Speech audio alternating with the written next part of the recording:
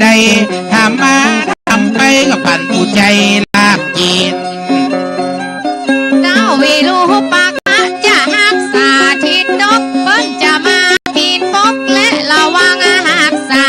พี่น้องเอาอาสาทาท่านเจ้า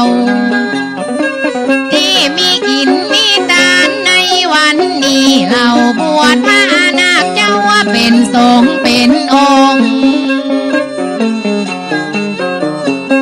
บ่เท่าแต่นั้นถึงบ่ล่าไล่ลงพี่น้องทุกคนนะพร้อมหน้ามาปกปักรักษาในวันนี้แล้ววิโลปาคะหรือวิโลปาคาพญานาคนาคาหักษาวังน้ำกวางดนหักษาดานจกอีน้องจกก็มาอ่างซอยดอกบ้านความหมายมีมาแล้วออกมาที่สามทำ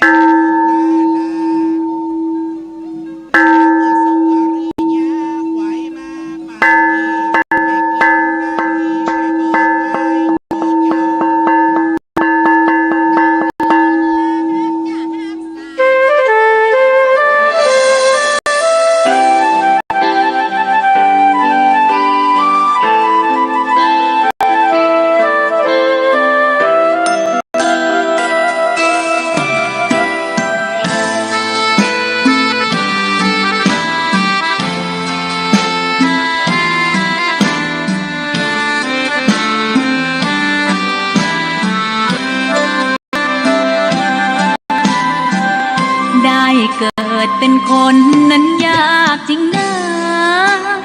เพราะพุทธศาสนายิ่งแสนยากเย็นคนไทยโชคดีที่สุดแล้วมีแก้วสามดวงงามเด่นมีวัดซึ่งเป็นนาบุญยิ่งศาสนาพุทธประจำชาติไทยอยากหล่ออยากสวยเราต้องรักษาศีลอยากมีอันจะกินต้องหมั่นทำบุญทำทานเอาไว้เข้าวัดสวดมนต์ฝึกฝนสติให้ว่องไวรีบทำตอนที่เราทำเองอย่ารอจนตายถึงเข้าวัดว่าเข้าวัดยามเป็นจะได้เห็นแต่น้ำใจเข้าวัดยามตายจะได้เห็นแต่น้ำตาก่อนจะสายเกินขอเชิญมาใช้ชีวิตให้คุ้มค่าเจริญทานศีลภาวนาสั่งสมบารมีไว้ทำบุญตอนที่ยังมีชีวิตย่อมดีกว่ารอเขาอุทิศบุญให้อย่ามัวหลงเพลินเดินหาวัดตัวอย่างชัดๆมีมากมายเข้าวัดตอนตายสายเกินแก้กรรม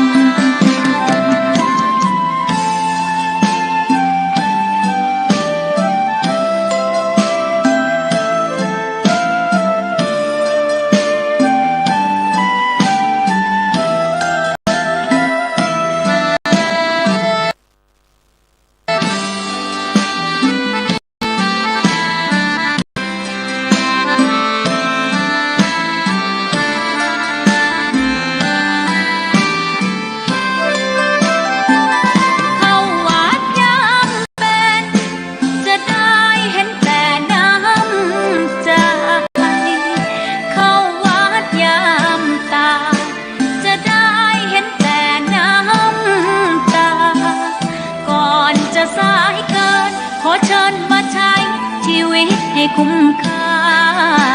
เจริญทานศีลภาวนาสั่งส มบารมีไว้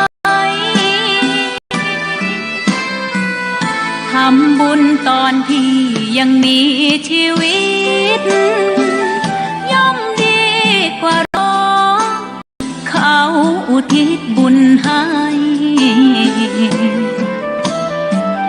อย่ามัวหลงเพลินห่างวัดตัวอย่างชัดๆมีมากมายเข้าวัดตอนตายสายเกินแก้กรรมเข้าวัดยามเป็นผลบุญหนุนนำเข้าวัดยามเป็นจะได้เห็นแต่น้ำใจเข้าวัดยามตายจะได้เห็นแต่น้ำตา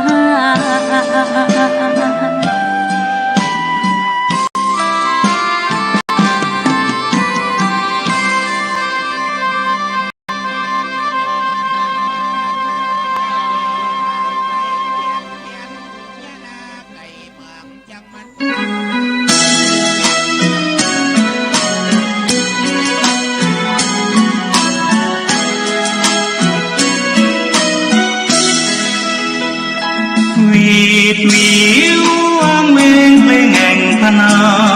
วัดดอยศพฟางเสียดฟ้าอยากหาผู้ใดกลายคำพระเนตร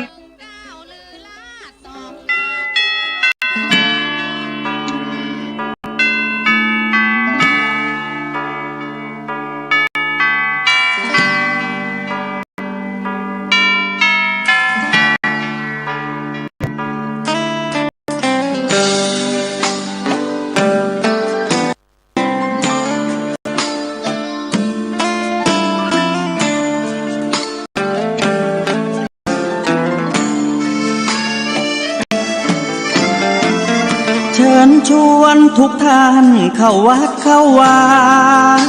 ฟังธรรมะจากหลวงตาเสริมชีวาให้สุขสดใสยึดมั่นหลักธรรมคำสอนไว้ให้ขึ้นใจความดีรีบทำกันไว้หญิงชายอย่าได้นายนี้เชิญชวนทุกท่านเข้าวัดเข้าวาทำบุญด้วยจิตศรัทธาบุญพาให้เราสุขีจะทำการใดนำใช้ในสิ่งดีดีทำบุญให้ทานวันนี้ไม่มีใครว่าใครชังสมัยก่อนประทับใจปู่ย่าตายายวันพระไม่เคยเบื่อหน่ายจำได้ไม่ลืมสักครั้งเหตุใดวันนี้มีคนเข้าวัดน้อยจังอยากให้เหมือนก่อนอีกครั้งฝากความหวังกับคนรุ่นใหม่เชิญชวนทุกท่านเข้าวัดเข้าวารับศีลรับพรหลวงตาเสริมคุณค่าให้กับจิตใจกระทำความดีเรื่องนี้ไม่ต้องอายใครว่างจากการงานเมื่อใดเชิญชวนท่านไปทำบุญ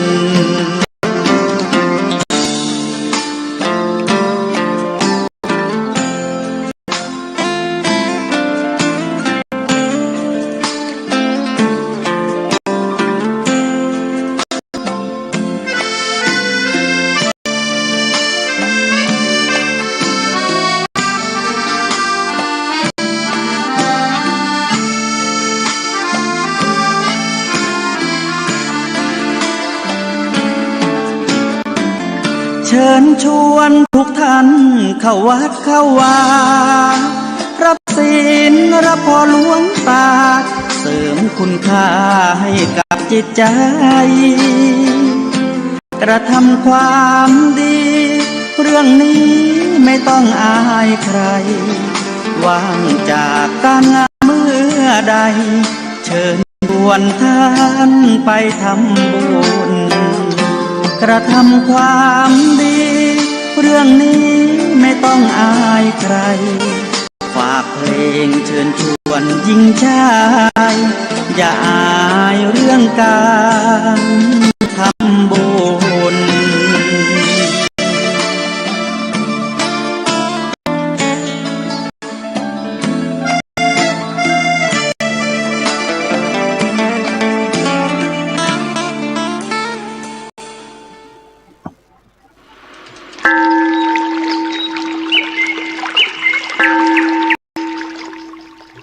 ขอถวายความเคารพพระมหาเถรานุเถระครูบาอาจารย์เจ้าทั้งหลายเจ้าตนเจ้าองค์เจริญสุขเจริญธรรมจงได้บังเกิดมีแก่พุทธศาสนิกชนพุทธบริษัททั้งหลายที่ได้สดับรับฟัง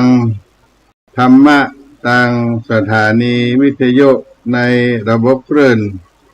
FM 104.50 เมกะเฮิรตซ์ในเมื่อค่ำยามเย็นในวันนี้อาตมาภาพท่านพระครูปัญญาสังฆการผู้ช่วยเจ้าอาวาสวัดสลีโสดาพระอารามหลวงได้มาดำเนินรายการพบปะกับพี่น้องท่านสาธุชนคนฟังทั้งหลายในวันนี้เป็นวันสำคัญของประเทศชาติบ้านเมืองของเราก็คือวันแม่แห่งชาติซึ่งตรงกับวันที่12สิงหาคม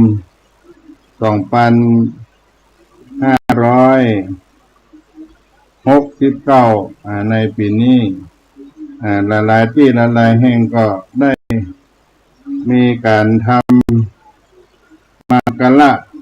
ทำมงคลก็คือการทำบุญถวายเป็นพระราชกุศลให้กับแม่ของแผ่นดินคือสมเด็จพระนางเจ้าสิริกิติ์พระบรมราชินีนาถพระบรมราชชนนีพันปีหลวงและก็ได้ทำบุญเพื่อให้กับแม่ของตัวเองซึ่งเป็นผู้บังเกิดเกล้าของเราในวันนี้ตามอินเทอร์เน็ตเฟซไลน์ต่างๆก็จะหันการส่งข้อความอวยพรต่างๆนานาเพื่อจะได้นึกถึงพระคุณของแม่อันมากมายมหาศาลซึ่งในวันนี้พระบาทสมเด็จพระเจ้าอยู่หัวพระองค์ทรงพระกรุณาโปรดเกล้า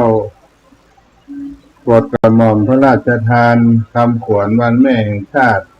ประจำปีพุทธศักราช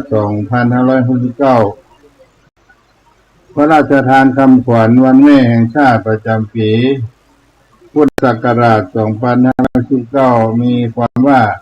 พระคุณแม่มากพ้นพันนาจดเลือกเหนือเวลาเปรียบได้แทนคุณแม่ยากหาใดแทนทดแทนคุณประกอบดีประกาศไว้โลกรู้สรรเสริญนี่ก็เป็นคำขวัญประจำปีพุทธศักราช 2569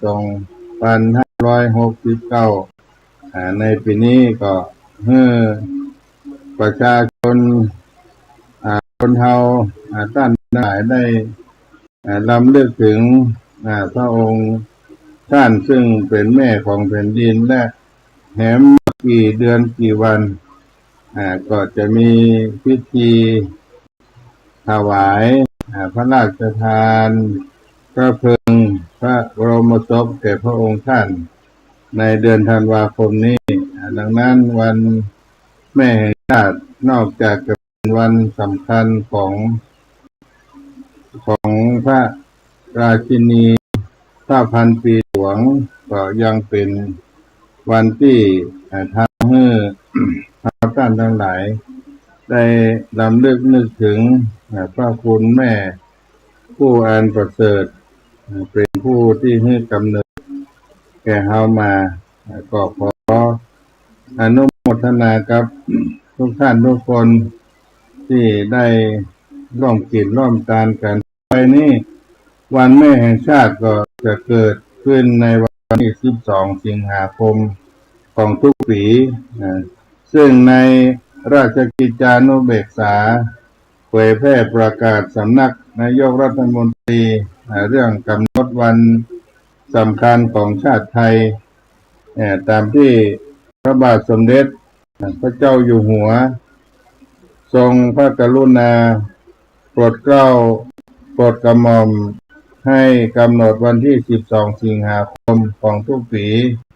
เป็นวันสำคัญของชาติไทยเนื่องมาจากสมเด็จพระนางเจ้าสิริกิติ์พระบรมราชินีนาถพระบรมราชชนนีพันปีหลวงเสด็จสวรรคตเมื่อวันที่ 24 ตุลาคม 2518 ยังความเศร้าสลดอย่างยิ่งใหญ่ไพศาลมาสู่พระสงฆ์นิกรของชาวไทยด้วยพระมหากรุณาธิคุณที่พระราชทานต่อประเทศชาติประชาชนเสมอมาปวงชนชาวไทยทั้งปวงจึงน้อมสำนึกในพระมหากรุณาธิคุณและตระหนักถึงวันที่12 สิงหาคมซึ่งเป็นวันคล้ายวันพระราชสมภพสมเด็จพระนางเจ้าสิริกิติ์พระบรมราชินีนาถพระบรมราชชนนีพันปีหลวงจึงมีพระบรมราชโองการโปรดเกล้าโปรดกระหม่อมให้กำหนดว่าวันที่12 สิงหาคมของทุกปีเป็นวันสำคัญของชาติไทยหนึ่งเป็นวันคล้ายวันพระสมภพสมเด็จพระนางเจ้าสิริกิติ์พระบรมราชินีนาถพระบรมราชชนนีพันปีหลวงสองเป็นวันแม่แห่งชาติทั้งนี้นับตั้งแต่10 กรกฎาคมพุทธศักราช 2569 ประกาศณวันที่ 16 กรกฎาคมพุทธศักราช 2569 ผู้รับสนองพระบรมราชโองการอนุทินชาญวีรกุลนายกรัฐมนตรีนี่ก็เป็นที่รู้กันว่าต่อไปวันแม่แห่งชาติวันเฉลิมพระชนมพรรษาก็คือวันที่12 สิงหาคมของทุกปีพระคุณแม่มากพ้นพรรณนาจะหลดลึกเหนือเวลาเปรียบได้แทนคุณแม่ยากหาใดทดแทนคุณประกอบดีประกาศไว้โลกรู้สรรเสริญณพระที่นั่งอัมพรสถานพระราชวังดุสิตวันที่12 สิงหาคมพุทธศักราช 2519 ที่พระองค์ได้เป็นคำขวัญอันพระคุณแม่ยิ่งใหญ่ให้กับปวงชนชาวไทยก็เอามาปั่นมาฝากพี่น้องกันในต้นรายการในวันนี้กับรายการเสียงธรรมพระธรรมจาริกวัดสลีโสดาพระอารามหลวงจังหวัดเชียงใหม่ตอนนี้ฟ้าฝนกำลังโปรยปลายลงมาที่วัดสลีโสดาพระอารามหลวงอนุสาวรีย์ครูบาเจ้าสลีวิจัยเชิงดอยสุเทพน้ำตกห้วยแก้วบ้านน้ำตกห้วยแก้วหมู่ 2ตีนดอยสุเทพเจ้าที่เฮาท่านทั้งหลายได้มาไหว้อนุสาวรีย์ครูบาเจ้าสลีวิจัยวัดสลีโสดาพระอารามหลวงจังหวัดเชียงใหม่ก็ชุ่มเย็นไปด้วยน้ำฟ้าสายฝนให้โปรยปลายลงมาในวันสำคัญของชาติ วันแม่แห่งชาติในวันนี้ ก็ขออนุโมทนากับคณะศรัทธาญาติโยมทุกท่านที่ได้บำเพ็ญเป็นพระราชกุศลและให้ทานทั้งเป็นส่วนของพระราชกุศลทำบุญให้กับแม่ของตัวเองในภาคเจ้าวันนี้ที่ผ่านมาด้วยต้นรายการวันนี้ก็ขอฝากสุภาษิตโบราณล้านนาเอาปั่นฝากเพื่อจะได้เป็นธรรมเนียมการออกอากาศวิทยุทางสถานี 104.50 เมกะเฮิรตซ์ทางอาจารย์พระครู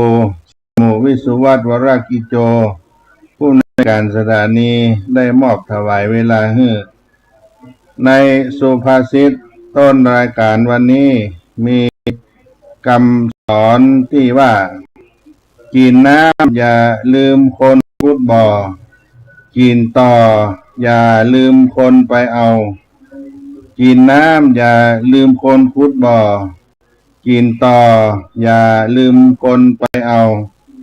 เมื่อบำเพ็ญกตัญญูตธรรมได้ดื่มน้ำอย่าลืมนึกถึงคนขุดบ่อได้กินต่อไข่ต่อตัวต่ออย่าลืมนึกถึงคนไปเอาก็เป็นสุภาษิตโบราณล้านนาไทยคำสอนของบุพการีชนบรรพชนที่ได้ก้อนไกลเอาฝากเมื่อเป็นคติธรรมคำคิดเอามาให้เขาได้ใจเป็นประโยชนะอัตมาภาพก็เอามาปันมาฝากเพื่อเผยแผ่ให้สืบยาวสาวไปในอนาคตในภายภาคหน้ายามเมื่อกินน้ำอย่าลืมถามหาคนคดทาราบ่อดินหินสร้างกินต่อก็ตามฮืองามดังอ้างไผ่ไปเตหังต่อนั้นฮือกึดถึงกุลเนื่องนนที่สั้นเป็นเครื่องหมายอันคนดีกตัญญูตะปาฮือผ่องสี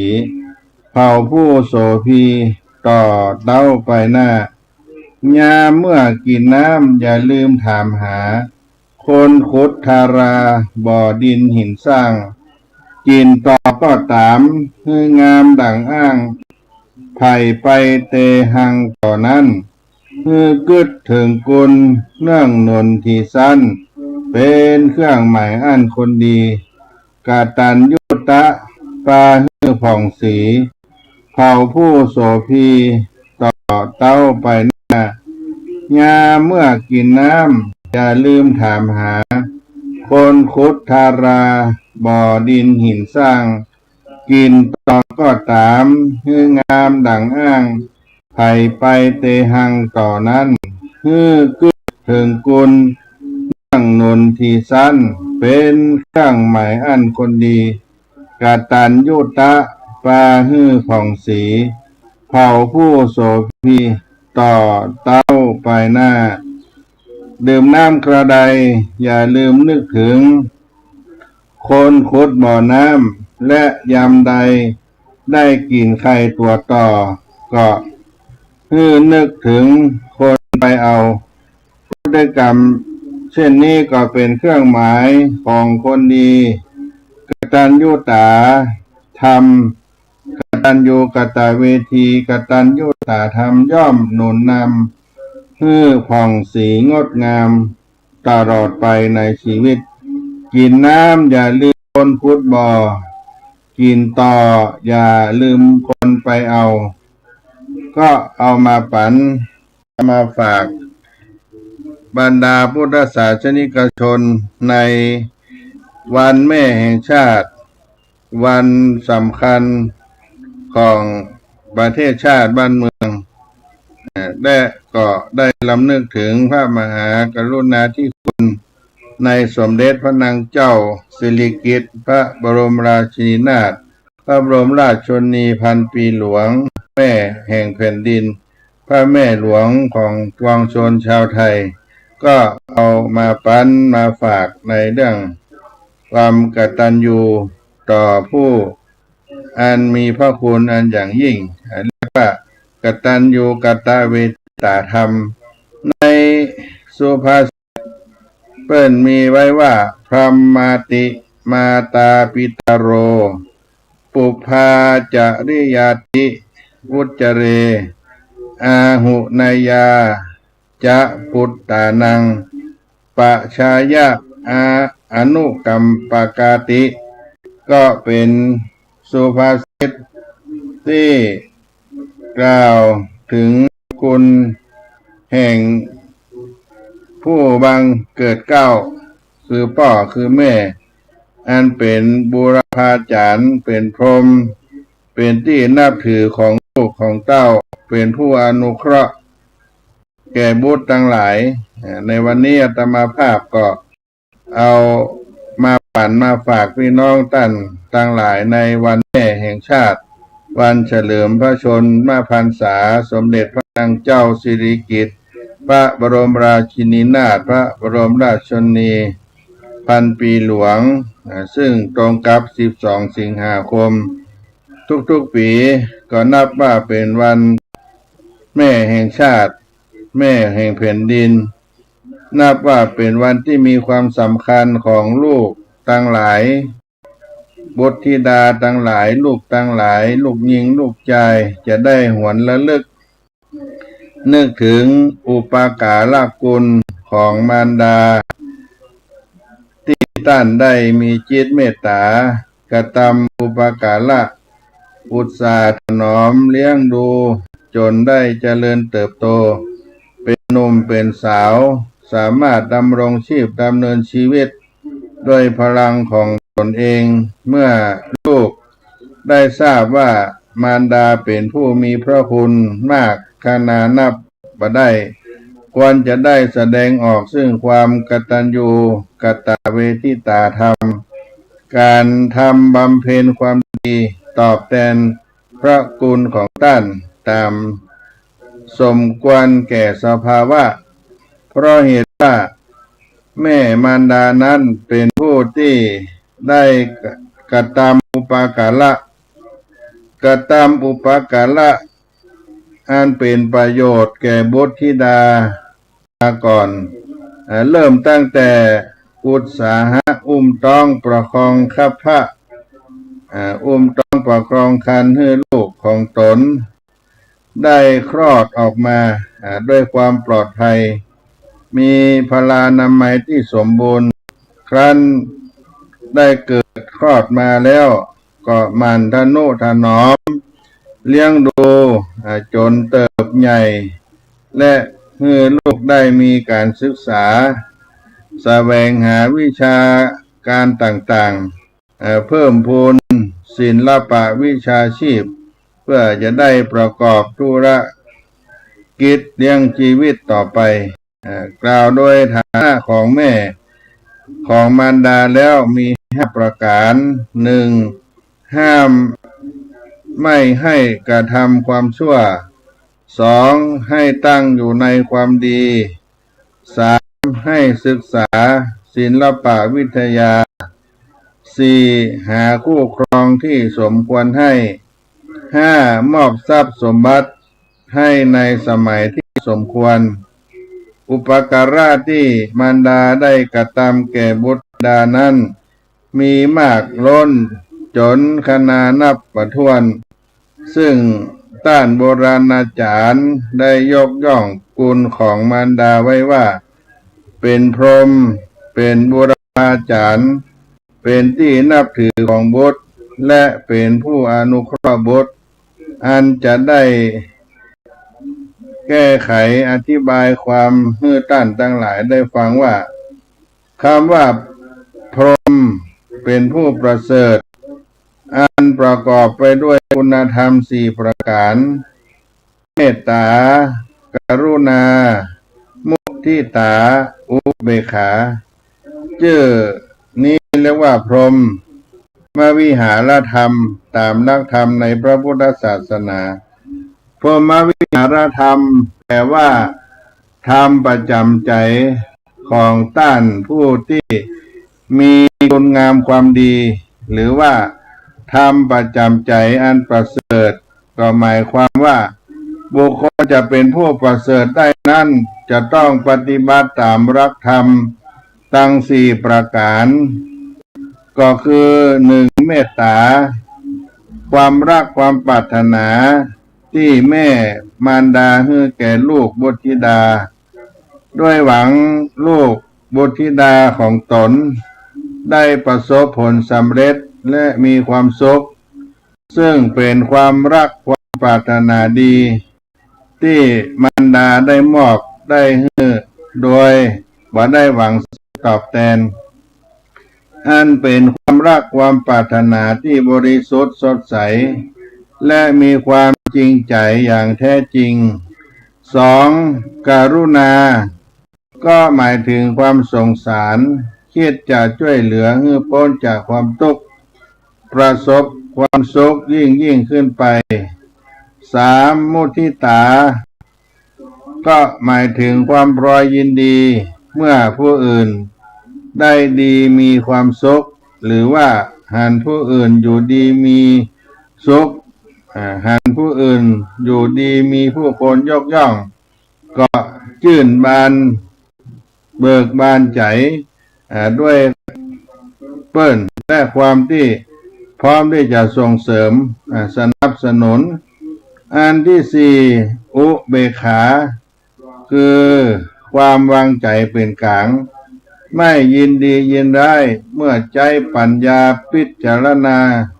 ให้หันผลเกิดขึ้นโดยสมควรแก่เหตุนั้นพรหมวิหารธรรมทั้ง4ประการนี้ก็จึงได้ชื่อว่าเป็นคุณธรรมของผู้ประเสริฐเป็นพรหมของลูกบุตรธิดาซึ่งหมายถึงแม่มารดาเป็นผู้ประเสริฐที่บุตรธิดาควรได้บูชาสักการะประการที่2เป็นบูรพาจารย์หมายความว่ามารดาแม่เป็นอาจารย์ที่สอนอบรมสั่งสอนลูกบุตรธิดาเป็นปฐมคนแรกก่อนกว่าครูอาจารย์ท่านอื่นๆตั้งแต่ลูกบุตรธิดาเกิดมาออกข้าพาท้องแม่มารดายังบ่ฮู้เดียงสาไร้เดียงสาบิดามารดาก็มันจี้นำพร่ำสอนลูกบุตรธิดาให้ทราบถึงสิ่งต่างๆสอนให้กินให้ทำให้พูดให้เที่ยวเหล่านี้เป็นต้นการได้เติบโตเป็นหนุ่มเป็นสาวใหญ่ขึ้นมาก็สอนให้รู้เรื่องศีลธรรมอาจารย์คนที่2นั้นที่ตามพ่อแม่มาก็คือครูคุณครูที่สอนศิลปวิทยาชีพต่างๆตามสถานที่ศึกษาโรงเรียนก็ดีเหล่านี้เพื่อจะได้นำไปประกอบกิจประกอบการงานในการดำเนินชีวิตมีครอบครัวที่อบอุ่นประสบผลสำเร็จในหน้าที่การงานอันเป็นประโยชน์ที่บุรพาจารย์คือแม่มารดาได้สั่งสอนอบรมมานั่นเองประการที่3เป็นที่นับถือของบุตรก็หมายความว่าแม่มารดาเป็นผู้เหมาะสมที่สุดที่บุตรธิดาทั้งหลายจะได้แสดงออกซึ่งความเคารพการกราบไหว้ก็เหตุว่าแม่มารดานั้นเป็นปูชนียบุคคลคือบุคคลที่ควรแก่สักการะบูชาเพื่อสมควรกับคุณงามความดีที่ท่านได้กระทำไว้พระคุณของมารดาแม่นั้นมากล้นจนขนานับบ่ได้ที่โบราณอาจารย์เจ้าทั้งหลายเปิ้นกล่าวว่าอันพระคุณของแม่มีแก่บุตรจะเปรียบดุจสิ่งใดก็ไม่สมสุดจะพันลนาด้วยคารมเอกอุดมตราคณานันก็ไกลสุดฟ้าดินเมขินขั้นนั่นก็เมื่อได้ยินแล้วก็คือเมื่อได้ทราบว่ามารดาเป็นผู้มีพระคุณ อันยิ่งใหญ่ตามบทกลอนที่ได้กล่าวไว้ที่ได้พรรณนาไว้แก่ลูกตั้งหลายควรได้บูชาสักการะยกย่องนับถือต้านเป็นอย่างแท้จริงในประการที่สี่เป็นผู้อนุเคราะห์บุตรก็หมายความว่าแม่มารดานั้นได้ช่วยเหลือจุนเจือบุตรธิดาด้วยวัตถุเครื่องอาศัยต่างๆตั้งแต่อาหารการกินเสื้อผ้าอาภรณ์ที่อยู่อาศัยยารักษาโรคและก็ช่วยปลอบโยนกำลังใจลูกบุตรธิดาในยามทุกข์ยามได้ตกเดือดร้อนตลอดถึงแนะนำได้ให้การศึกษาวิชาต่างๆซึ่งเป็นสิ่งที่แม่มารดาได้เมตตาอนุเคราะห์ได้มอบด้วยความบริสุทธิ์ใจและเต็มใจมอบโดยบ่ได้หวังสิ่งอื่นได้มาตอบแทนฉะนั้นแม่มารดาจึงได้ชื่อว่าเป็นผู้ประเสริฐเป็นพรหมของโลกเป็นพรหมของบุตรตามที่ท่านทั้งหลายได้ทราบมาแล้วนั้นซึ่งจะได้เห็นว่าแม่มารดานั้นท่านมีความรักความเมตตาอย่างแท้จริงบ่มีความแปรผันเป็นความรักที่บริสุทธิ์สดใสเป็นความรักที่ประกอบด้วยคุณธรรมเป็นเมตตาธรรมหวังความสุขแก่คนที่ตนเข้าไปรักคือลูกธิดาความรักที่แม่มารดามอบให้ลูกให้บุตรธิดานั้นเป็นความรักอันลึกซึ้งที่มีความผูกพันทางจิตวิญญาณโดยสายโลหิตฉะนั้นท่านนักปราชญ์อาจารย์เจ้าทั้งหลายเพิ่นก็ได้ก่อนไกลกล่าวไว้ว่าอัญชนกชนนีนี่รักเจ้าเปรียบเท่าชีวาก็ว่าได้รักใครเล่ารักแม่เท่าแม่รักผูกสมัครรักมั่นไม่หวั่นไหวห่วงใครเล่าเท่าห่วงดังดวงใจที่แม่ให้กับลูกอยู่ทุกคราฉะนั้นแม่มารดาจึงเป็นผู้ให้ความรักความห่วงใยและความอบอุ่นแก่ลูกบุตรธิดาทั้งร่างกายจิตใจทำให้ลูกมีที่เพิ่งพิงดำเนินชีวิตไปด้วยความปลอดภัยและมีความสุขเพราะแม่มารดานั้นคอยให้กำลังใจนั่นเองก็มีความสำคัญแก่ลูกบุตรธิดาเหมือนกับแม่ดังที่มีคำอุปมาว่าขาดพ่อเหมือนทอหักขาดแม่เหมือนแพแตกก็หมายความว่านาวาชีวิตจะดำเนินไปได้ด้วยความสงบสุขนั้นต้องมีทั้งพ่อทั้งแม่บิดามารดาจึงจะนำพานาวาชีวิตฝ่าขึ้นลมไปโดยบ่มีอันตรายหากว่าในยามใดขาดพ่อก็เหมือนแพที่บ่มีต่อหรือบ่มีหางเสือย่อมเกรงกว้างดำเนินไปโดยบ่มีทิศทางเป้าหมายแต่ก็ดำเนินไปได้โดยไม่อับปางหากว่าในยามที่ขาดแม่ก็เหมือนกับแพที่แตกแล้วนาวาชีวิตก็ย่อมอับปางลงกลายเป็นคนกำพร้าหาที่เพิ่งพิงบ่ได้ชีวิตก็ย่อมดำเนินไปด้วยความทุกข์ยากลำบากเป็นอย่างยิ่งดังนั้นในวโรกาสอันสำคัญในวันแม่แห่งชาตินี้ลูกบุตรธิดาทั้งหลายได้ระลึกถึงทราบถึงอุปการะคุณแม่มารดาได้มอบแก่ลูกบุตรธิดา ซึ่งมีมากกะนานับบ่ได้นั้นเขาก็กวนขวายไฟใจกระทำตอบแทนเพื่อแสดงออกประกาศคุณธรรมของมารดาเพื่อปรากฏอันจะได้เป็นแบบอย่างที่ดีแก่อนุชนต่อไปนั่นก็คือหมั่นพยายามตอบแทนต้านด้วยการช่วยเหลือกิจการงานของต้านเพื่อต้านได้พลังใจเพื่อมีความชื่นใจที่มีสุภาษิตกล่าวไว้ในประพันธ์ของบทประพันธ์สุนทรภู่กล่าวว่าเมื่อพ่อแม่แก่เฒ่าชราการจงเลี้ยงต้านอย่าให้อดรันทดใจอันชนกชนนีมีพระเดชได้ปกเกตเกษามาจนใหญ่อุ้มอุทธรป้อนข้าวมาเท่าไรหมายจะได้พึ่งพาธิดาดวงการทำความดีตอบแทนคุณของแม่มารดานั้นควรกระทำในสิ่งที่ต้านปรารถนาหรือว่าสิ่งที่ต้านหันชอบโดยและ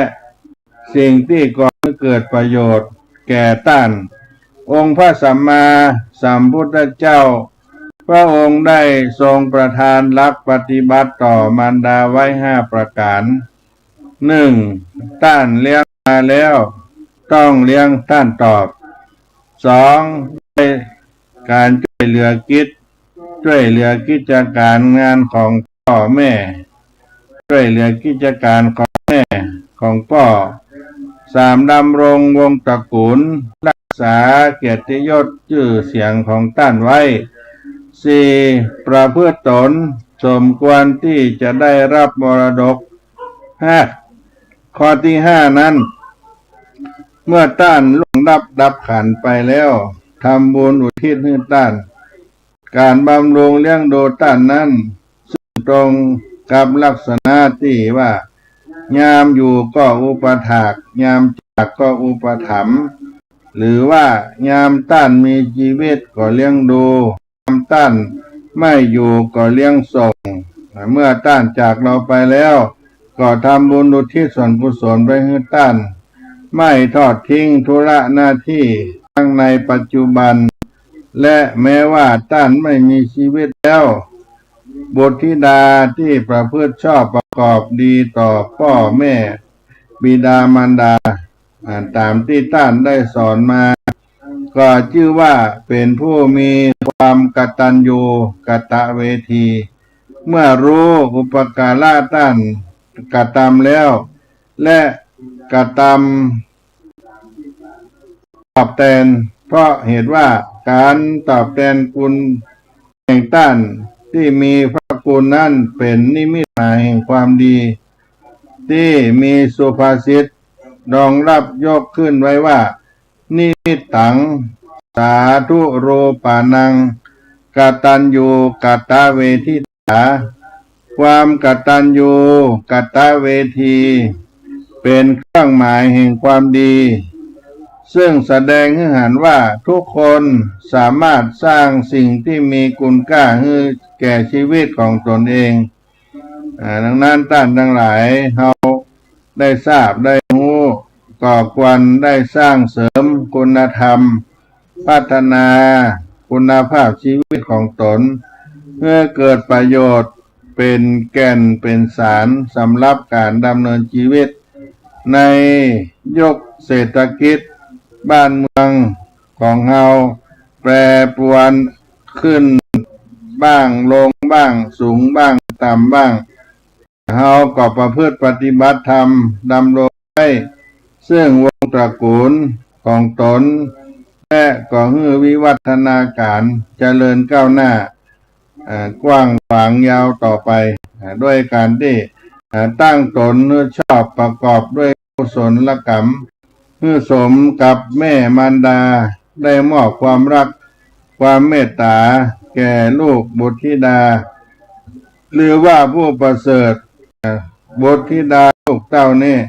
จะได้สักการะควรได้สักการะบูชาตามที่ ได้กล่าวในสุภาษิตที่ว่าพรหมมาติมาตาปิตาโรที่ได้กล่าวไว้หมายความว่าแม่มารดาบิดาพ่อแม่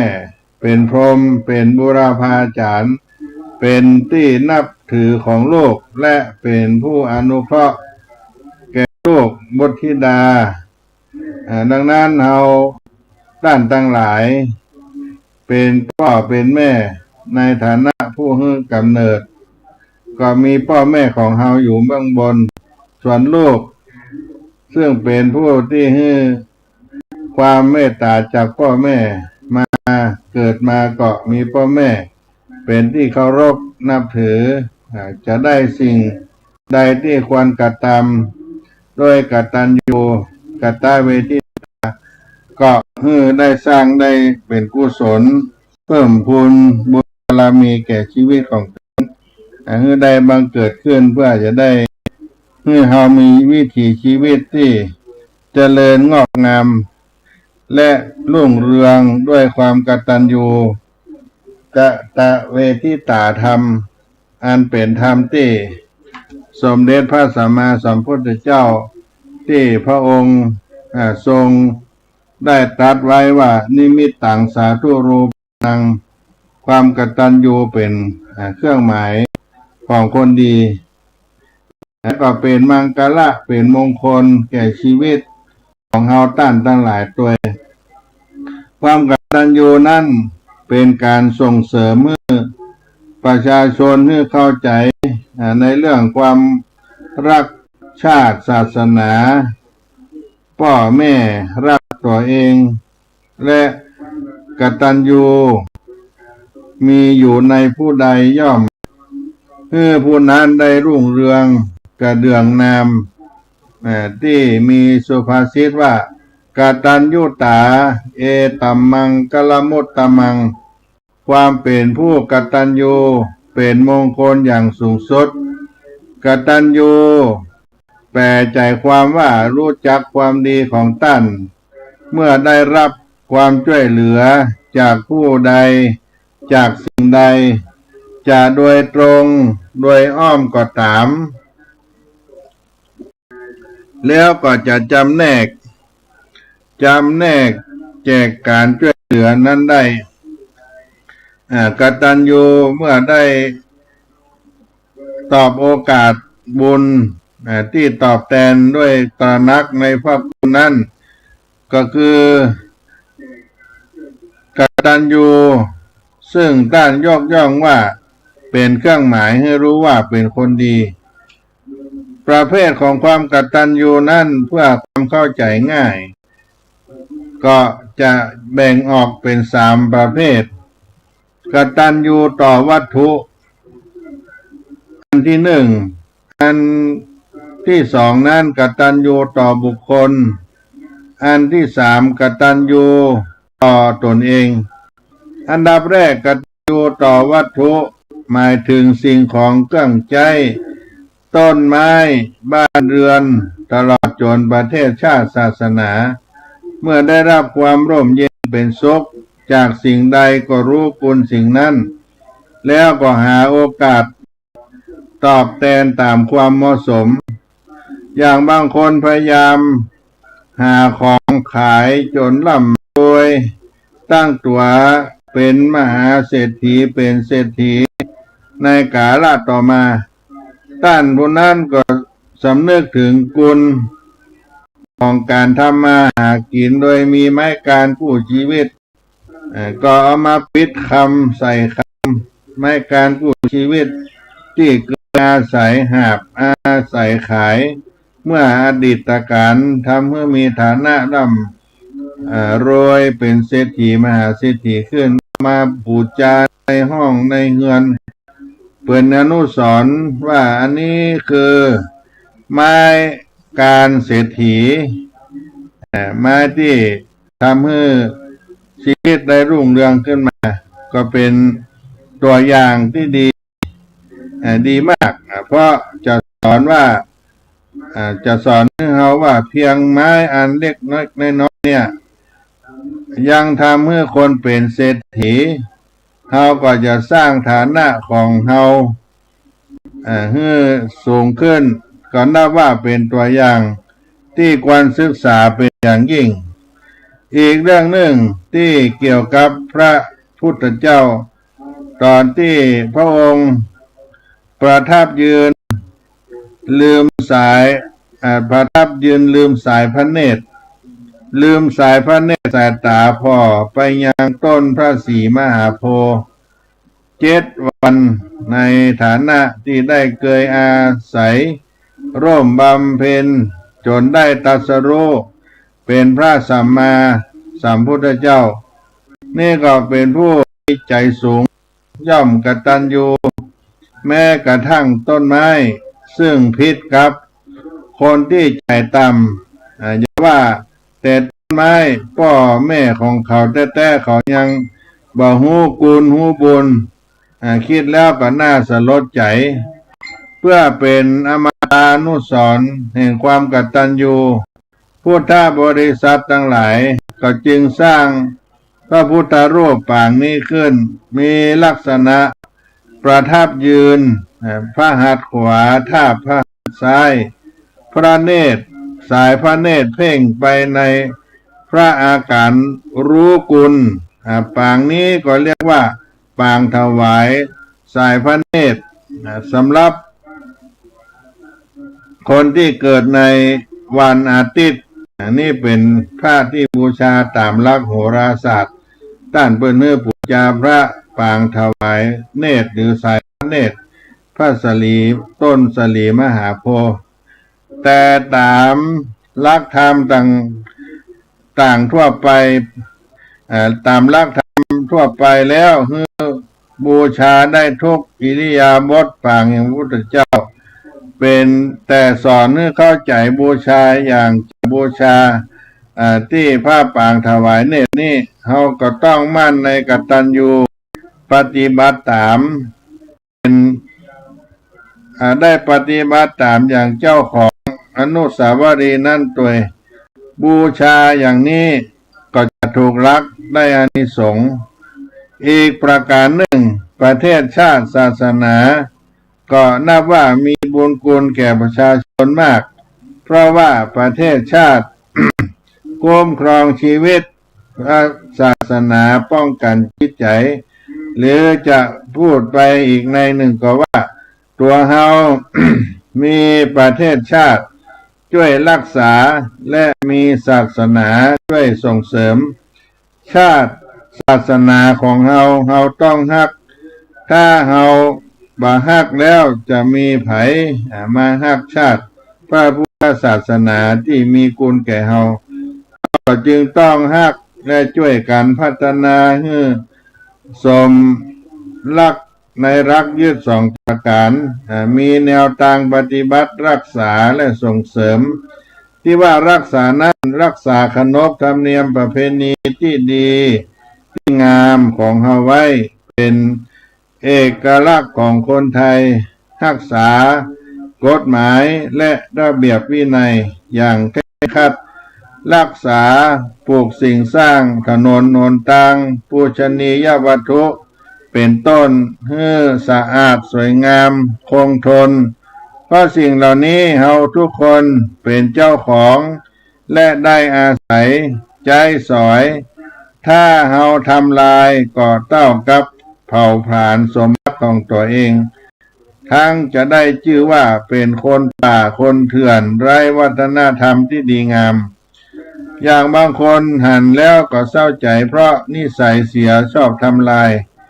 แอวไปขีดไปเขียนไปทุบไปตีไปต่อยวัตถุก่อสร้างต่างๆนานาทำให้สกปรกชำรุดหักปังด้วยความขนองของตัวเองต้นไม้ปลูกไว้ประดับเพื่อสวยงามเกิดความร่มเย็นก็ไปเด็ดไปหักไปตัดไปรานเนื้อเสียหาย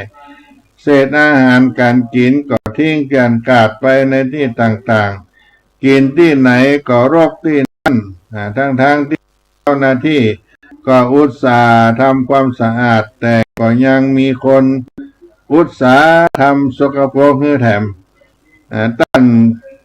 พ่อแม่ศรัทธาของท่านทั้งหลายจะได้คิดไว้ว่าการทำเช่นนี้เป็นการทวงความเจริญของประเทศชาติพระพุทธศาสนาบดีแน่นอนควรที่จะเปลี่ยนนิสัยแล้วมาช่วยกันส่งเสริมชาติส่งเสริมชาติพระพุทธศาสนาอันเป็นที่บูชาที่ฮักของเราทั้งหลายอย่างน้อยๆถึงจะบ่ได้ก่อสร้างตกแต่งเพียงแต่บ่ได้ทำลายทำสกปรกเสียหายก็นับว่าเป็นบุญแล้วอันดับสองความกตัญญูต่อบุคคลคือไผก็ตามที่ได้ทำความดีให้แก่เฮาก็จดจำได้และสำนึกบุญคุณนั่นอยู่เสมอเมื่อสบโอกาสก็ตอบแทนทันทีอย่างพ่อแม่บิดามารดาซึ่งไผก็งูเต็มอกเต็มใจว่าท่านมีคุณนะมากขนาดมากคนจนจะพันนาหึงมดหึงเสียงแต่ก็ยังมีบางคนยังบ่หันบุญหันคุณของพ่อของแม่บิดามารดาเพราะว่าใจของเขานั้นมันมืดมันปิดบังปัญญาไว้เหมือนพระอาทิตย์ทั่วบ้านทั่วเมืองหันกันทั้งนั้นแต่คนตาบอดมองมาหันคนตาบอดเป็นคนอาภัพแต่คนใจบอดนั้นยิ่งร้ายกว่าคนตาบอดเสียถือว่าเป็นคนอาภัพอวาสนาพ่อแม่มีบุญคุณต่อลูกเพียงแต่ร่างกายของเรานี้ก็นับว่าเป็นมหาสมบัติที่ล้ำค่าที่คนอื่นหมดโลกไม่สามารถจะให้เราได้แล้วเราก็อาศัยร่างกายนี้อาศัยร่างกายนี้แหละหากำไรชีวิตหาเงินทองชื่อเสียงยศศักดิ์สารพัดทุกอย่างเราจงนึกถึงผู้ให้กำเนิดเช่นเดียวกับเมื่อเรากินข้าวเรารับประทานอาหารกินข้าวแล้วนึกถึงแม่ครัวอย่างน้อยๆก็ชื่นชมเปิ้นได้ชื่นอกชื่นใจแม่ครัวเปิ้นก็หายเหนื่อยเมื่อว่าถึงความรักไปพ่อแม่ก็ฮือมากกว่าใครๆยามกินต้านก็อุตส่าห์ป้อนยามนอนก็อุตส่าห์กล่อมมูดคูดต้านก็บ่เกลียดบางคนรักโลกจนถูกนินทากำก็ดวงใจของแม่สองกำก็ทูลหัวของพ่ออยากให้ลูกเทียมหน้าเทียมตาเพื่อนฝูงพยายามให้ศึกษาเราเรียนบางรายก็ส่งไปถึงเมืองนอกเมืองนาต่างประเทศจะเสียทรัพย์เท่าใดก็บอกว่ายามลูกมีตกก็เหมือนตกเกิดขึ้นกับพ่อกับแม่ท่านจะต้องช่วยเหลืออย่างสุดความสามารถยามลูกได้ดีท่านก็ปลื้มใจยามโลกวิปริตคิดได้ท่านก็บ่ถือสาหาความก็ให้อภัยลูกเสมอตัวอย่างในอดีตการซึ่งพระเจ้าพิมพิสารขนาดที่พระเจ้าอาชาติศัตรูเห็นพระเจ้าอาชาติศัตรูเน็บกริดเน็บมีดเข้ามาหมายจะโปรงพระชนต่อพระเจ้าพิมพิสารเพื่อชิงราชสมบัติแต่บังเอิญเจ้าหน้าที่ที่จับได้นำตัวไปถวายพระองค์ก็ยังพระราชทานอภัยโทษพร้อมทั้งมอบราชสมบัติให้ครองอีกก็เป็นพยานรักของผู้บังเกิดเกล้าดังที่เขาได้ทราบได้ฟังที่ได้อู้มานี่เพียงเป็นการยกเรื่องเมื่อได้ทราบเล็กๆน้อยๆความจริงคุณของท่านนั้นจะพรรณนาบ่รู้สิ้นที่อุปมาไว้ว่าคุณพ่อคุณแม่นั้น จะเอาแผ่นฟ้าอากาศมาเป็นใบลานเอาน้ำในมหาสมุทรเป็นน้ำมึกเอาภูเขามาเป็นปากกาเขียนพันลนาคุณของแม่ของพ่อมารดาบิดาจนน้ำแห้งภูเขาหมดเต็มไปด้วยท้องฟ้านภาอากาศเพราะกันนั้นกูลของต้านก็ยังมาหมดบ่สิ้นถ้ากูลของต้านจะมีมากถึงเพียงนี้ลูกบางคนยังมองมหันต์เสียเลยเพราะใจเขามืดตีบตันอย่างที่ว่าแต่นั่นแหละก็ว่าสัญชาติคนพาลยากที่จะหันคุณไผง่ายๆพระพุทธเจ้าก็เคยตรัสไว้ว่าถึงจะให้สมบัติหมดทางโลกโลกาแก่คนอกตัญญูผู้ที่มีสันดานทรามก็บ่อาจทำให้เขาได้นึกถึงบุญคุณไปได้เลยลูกบุตรธิดาทุกคนก็พึงเข้าใจว่าผู้เนรคุณพ่อแม่ก็เต้ากลับไปประจานความชั่วของตัวเองและเป็นการสอนลูกให้เนรคุณตัวด้วยแต่ถ้าบูชาพ่อแม่ก็เต้ากับ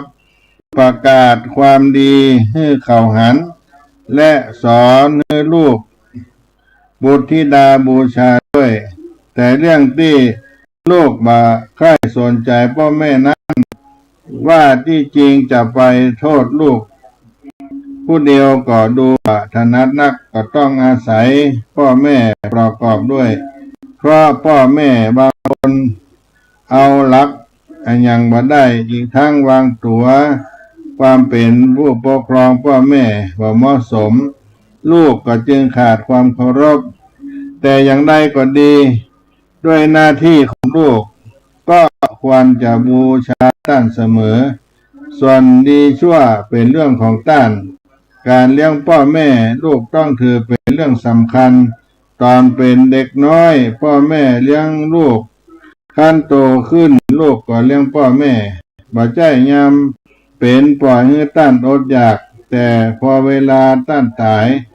จากเอาเครื่องเส้นไปให้ท่านกินรับประทานนี่บ่ถูกทางที่ดีที่ได้ผล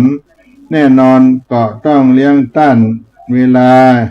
ที่มีชีวิตอยู่จะดีกว่าท่านตาหันแล้วท่านก็จะปลื้มอกปลื้มใจเขาก็ได้มากยามไข้ก็ได้รักษายามเจ็บไข้ได้ป่วยก็เอาเป็นธุระหาแพทย์หายามาช่วยรักษาพยาบาลว่าใจแม่เจ็บเป็นเรื่องธรรมดาแต่พอภรรยาเจ็บจึงจะเป็นเรื่องใหญ่อันนี้บ่ถูกต้องตามธรรมถ้าพ่อแม่คนไหนได้ลูกดีก็นับว่าเป็นคนมีบุญลูกคนไหนได้พ่อแม่ดีก็นับว่าเป็นคนมีวาสนาครอบครัวนั้นจะร่มเย็นเป็นสุขก็คือสวรรค์ในเมืองมนุษย์เพราะฉะนั้นเราก็มาช่วยกันบันดาลบ้านเรือนของเราให้เป็นสวรรค์เมืองศรีวิไลเมืองสวรรค์ให้เกิดขึ้นกับครอบครัวของเราอันดับสุดท้ายเรื่องกตัญญูก็คือกตัญญูต่อตนเองกตัญญูต่อตนเองด้วยว่าการกตัญญูต่อตนนี้จะเป็นแรงส่งให้คนทำดีมากขึ้นในเบื้องต้นจะต้องหันคุณค่าของความเป็นมนุษย์ก่อนตามหลักที่พระพุทธเจ้าตรัสว่ากิจโฉมนุสสะปฏิลาโภเกิดเป็นมนุษย์นี่ยากเมื่อเกิดมาจึงถือว่าเป็นบุญญาลาภอันประเสริฐควรภูมิใจแล้วทำตนให้สมกล้าด้วยการรักษาความดีโดยในที่ท่านนักปราชญ์ได้แบ่งออกเป็น3ระยะวัยแรกวิชาวัยต่อมาตั้งหลักฐานวัยชราเร่งทำบุญจะเกิดกุลตลอดกาลตอนเป็นเด็กต้อง ศึกษาหาความรู้ เพราะรู้อะไรไม่สู้รู้วิชา ไปเบื้องหน้าตัวใหญ่จะให้คุณ และอันวิชาช่วยเราให้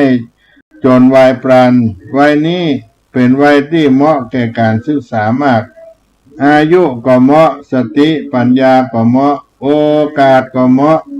เรียกว่าเหมาะทุกอย่าง ถ้า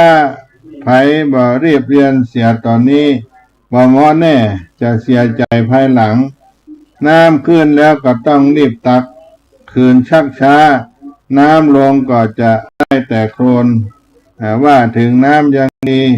คราวนี้ตักมาได้รอไว้คราวต่อไปก็ตักได้แต่คนเราลงได้โตแล้วจะกลับมาเป็นละอ่อนเป็นเยาวชนเป็นเด็กอีกก็บ่ได้เยาวชนก็จึงควรได้คิดในเรื่องนี้ให้มากในวัยเด็กผ่านไปวัยหนุ่มสาวก็มาถึงร่างกายก็แข็งแรงในช่วงนี้ก็จึงเป็นช่วงควรนำวิชามาประกอบเป็นหลักเป็นฐานเพื่อความอยู่ดีกินดีของเฮาและครอบครัวก็การที่คนเฮาจะเข้าในเกณฑ์อยู่ดีกินดีนั้นต้องมีครบ3รายการก็คือรายรับรายจ่ายและรายเหลือโดยมากคนเฮาก็ตั้งตัวบ่ได้ต้องครองความยากจนอยู่ทั้งตาปีตาชาติบ่ได้ครองความมั่งมีกับเขาก็เพราะบ่ได้เข้าใจการบริหารสมบัติได้มาเท่าใดก็หมดเสียงไปบ่ฮู้จักเก็บออมถนอมทรัพย์ปล่อยใจให้เป็นทาสความอยากผลก็คือความทุกข์ยากบ่ต้องสงสัยยามเจ็บไข้ได้ป่วยยามฉุกเฉินก็ต้องกู้หนี้ยืมสินแล้วทุกข์ก็เพิ่มขึ้นเพราะอินาทานังทุกขังโลเกการเป็นหนี้เขาเป็นทุกข์ในโลกอินาทานังทุกขังโลเกก็ระลึกถึงว่าหนุ่มสาวที่ดีที่จะมีความสุขต้องพยายามสร้างหลักฐานไว้ให้ได้เมื่อวันคืนผ่านไปวัยชราก็มาถึงวัยนี้ถ้าจะเปรียบกับต้นไม้ก็ใกล้ฝั่งเต็มทีตอนนี้จึงเหมาะที่จะทำบุญให้มากขึ้นเป็นพิเศษอย่ามัวหลงเพลินอยู่กับกันหาเงินเพลินอยู่กับลูกหลานเพลินอยู่กับสุรานารีกีฬาบัตรเพลินเสียจนลืมตัวจนบ่มีโอกาสได้ทำบุญให้เป็นล่ำเป็นสันเมื่อถึงคราวตายทรัพย์สมบัติลูกหลานมาอาจจะตามไปช่วยได้นอกจากบุญที่ทำไว้เท่านั้นเพราะมีหลักยืนอยู่ว่าปุญญานิปรโลกัสสมิงปฏิฐาหุนติปานินังบุญเป็นที่พึ่งของสัตว์ในโลกหน้าเหตุนี้ท่านผู้รู้จึงสอนว่าจงหมั่นทำบุญไว้ให้มากๆการทำบุญควรทำประจำทั้งบุญประจำวันบุญประจำเดือนและบุญประจำปีที่แยกอย่างนี้ก็เพื่อให้ได้ฟังง่ายบุญประจำวันนั้นได้แก่รักษาศีลทุกวันสวดมนต์ทุกวันบุญประจำเดือนก็ทำบุญในวันพระ1 เดือนมี4 วันพระก็เข้าวัดเข้าวาทำบุญให้ทานเช่นนี้เมื่อถึงวันถึงก็โอกาสได้ไปพักเพื่อกำไรชีวิตได้ฟังธรรมได้ทำบุญเพราะได้เจริญกรรมฐานภาวนาในวัดวาอารามตัวก็เป็นบุญประจำเดือนบุญประจำปีงานพิเศษตั้งกำหนดเกิดขึ้นวันมาฆบูชาวิสาขบูชาอาสาฬหบูชาประเวณีปีใหม่สงกรานต์เหล่านี้ก็เกิดขึ้นมาเวียนมาถึงวันสำคัญต่างๆควรหาโอกาสประกอบการทำการปฏิบัติในประเพณีเมื่อเกิดขึ้นเป็นการเทิดเกียรติศักดิ์ศรีของตัวเฮาที่พระพุทธองค์ทรงตรัสว่า สุขโขปุญญัสสะอุจจโยการสะสมบุญเพื่อเกิดความสุขและบุญนี้กลายเป็นบารมีช่วยกำจัดกิเลสอาสวะในสันดานให้สะอาดยิ่งขึ้นโดยลำดับจนถึงที่สุดทุกข์คือบรรลุที่สุดแห่งทุกข์คือบรรลุพระนิพพานสำเร็จเป็นนิพพานังปรมังสุขังพระนิพพานเป็นบรมสุขด้วยการที่ได้สั่งสมบุญให้เกิดขึ้นท่านศรัทธาผู้ฟังสาธุชนทั้งหลายวิสัยคนดีจะต้องมีกตัญญูไว้เป็นกู้ชีวิตทั้งกตัญญูต่อวัตถุกตัญญูต่อบุคคลกตัญญูต่อตนเองกตัญญูอยู่ที่ไหนก็เจริญที่นั่นไปที่ไหนก็เป็นสุขที่นั่นลูกกตัญญูพ่อแม่ก็ปลื้มอกปลื้มใจศิษย์กตัญญูครูบาอาจารย์ก็ปีติประชาชนกตัญญูบ้านเมืองก็เจริญพุทธศาสนิกชนกตัญญูพระพุทธศาสนาก็เจริญรุ่งโรจน์คนกตัญญูบอกว่าจะไปอยู่ในสภาพใดจะไปอยู่ในสภาพไหนทั้งก็ดีทั้งนั้นเพราะว่าโลกนี้หรือโลกหน้าทั้งยังเป็นปฏิปทาให้ถึงพระนิพพานเพราะฉะนั้นพระสัมมาสัมพุทธเจ้าก็ได้ยกย่องความกตัญญูเป็นอุตตมมงคลกตัญญูกเวทิตาเป็นอุดมมงคลเป็นอุตตมมังกละกตัญญูตาเอตัมมังกลมุตตมังความเป็นผู้กตัญญูเป็นมงคลสูงสุดในชีวิตก็เอามามาจากกันในเรื่องของกตัญญูดังที่ได้กล่าวมาแต่ต้นการบำเพ็ญกตัญญูตาธรรมและการระลึกถึงพระคุณแม่อันผู้เป็นประเสริฐในวาระโอกาสวันสำคัญของชาติวันแม่แห่งชาติแม่ผู้บังเกิดเกล้าเฮาก็ควรระลึกและระลึกถึงความกตัญญูกตเวทีตอบแทนคุณท่านในคุณงามความดีที่เขาได้รับจากท่านทั้งหลายก็เอามาปั่นมาฝากกับพี่น้องท่านผู้ฟังทั้งหลายในช่วงแรกของรายการในเมื่อค่ำยามเย็นในวันนี้ก็พักกันกรรมได้ฟังสาระคีตาธรรมเอามาปั่นมาฝากพี่น้องท่านผู้ฟังในสาระเสียงธรรมพระธรรมจาริกวัดสลีโสดาพระอารามหลวงในเมื่อค่ำยามเย็นนี้พากันสักกรรมก่อนน้อ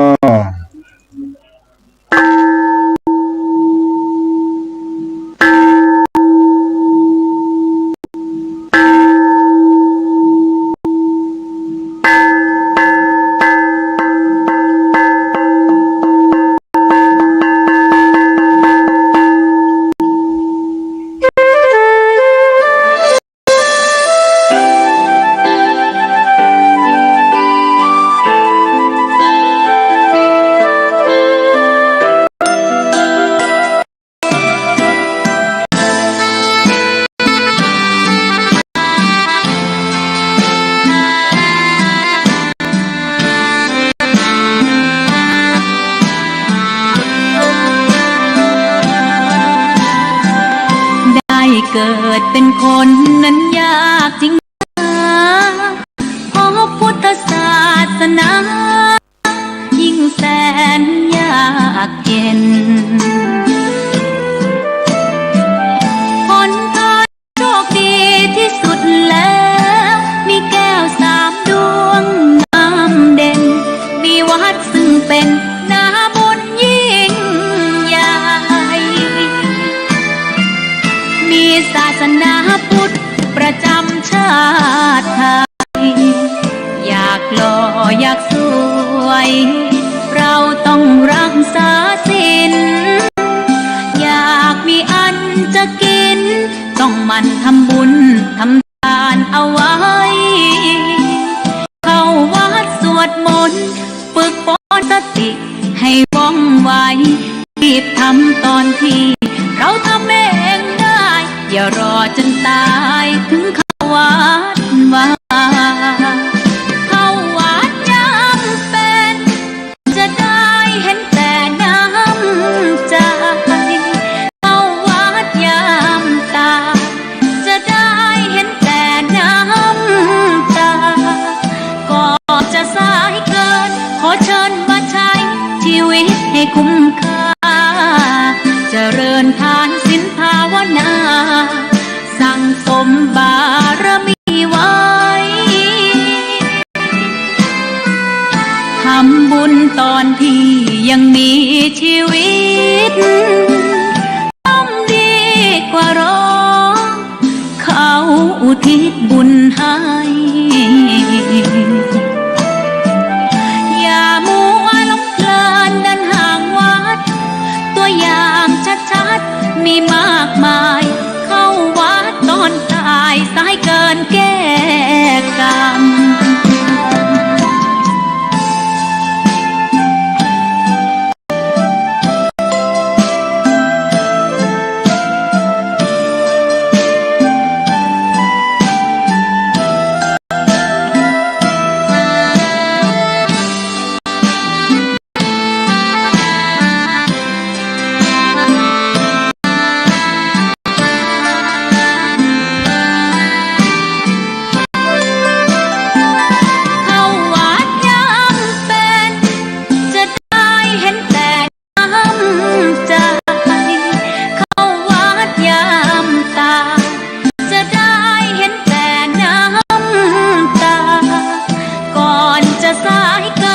ขอเชิญมาใช้ชีวิตให้คุ้มค่าเจริญทานศีลภาวนาสั่งสมบารมีไว้ทำบุญตอนที่ยังมีชีวิตย่อมดีกว่ารอเขาอุทิศบุญให้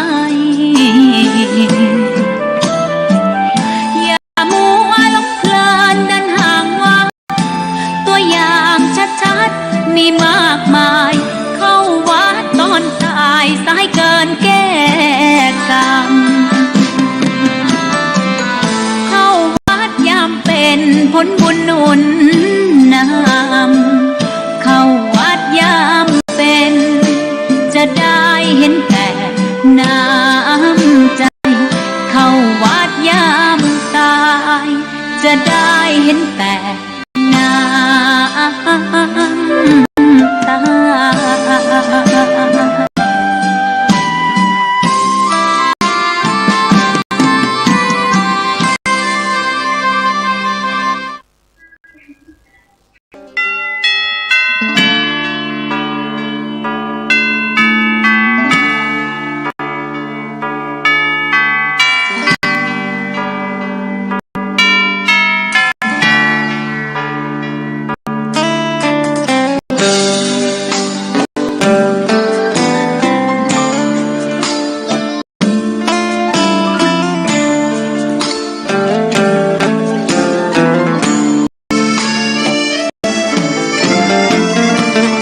ชวนทุกท่านเข้าวัดเข้าวา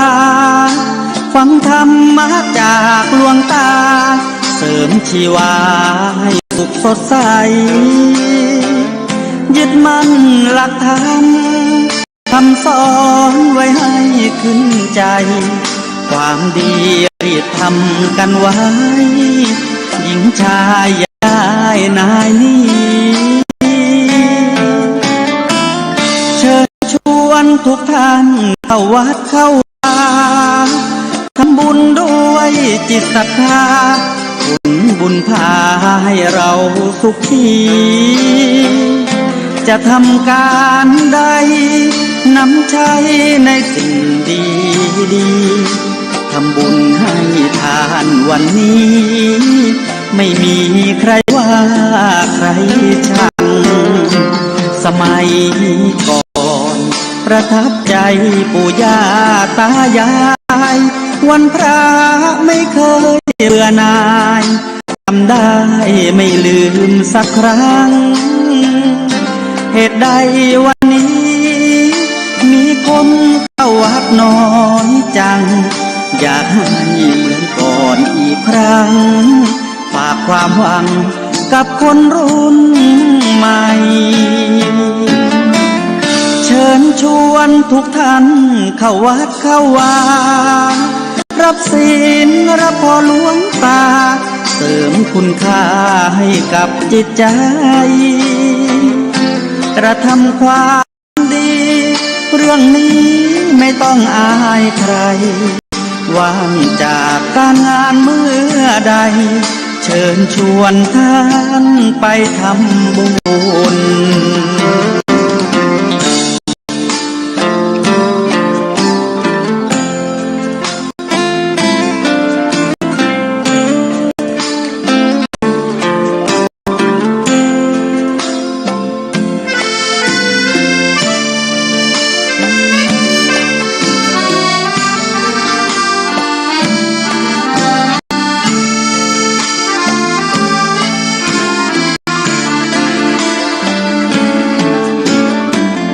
เชิญชวนทุกท่าน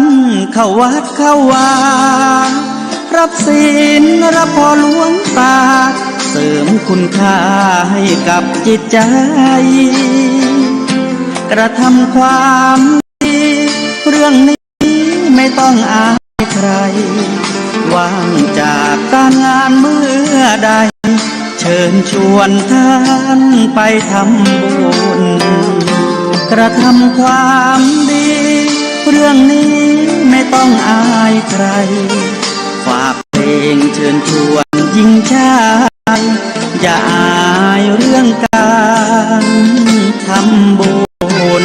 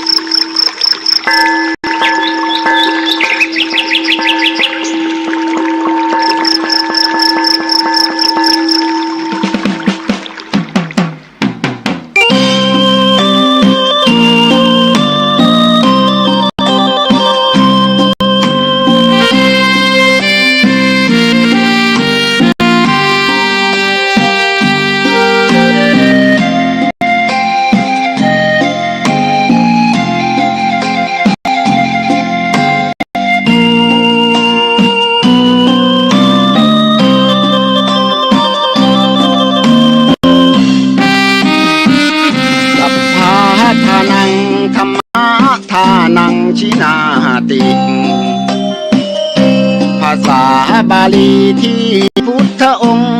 ทรงตรัสสอนการให้ธรรมะชนะการให้จงได้สังวรให้ทราบภายในชะล้างจิตใจให้คำสั่งสอนธรรมะจะช่วยกัดกร่อนนิวรณ์จะได้เบาบางสัพพะทานังธรรมะทานังชินาติได้ฟังคำนี้ท่านทรงบ่งชี้หนึ่งไม่มีสองให้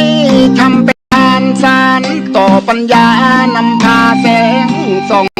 แสงธรรมชี้นำถูกต้องรับรองท่านต้องสุขใจ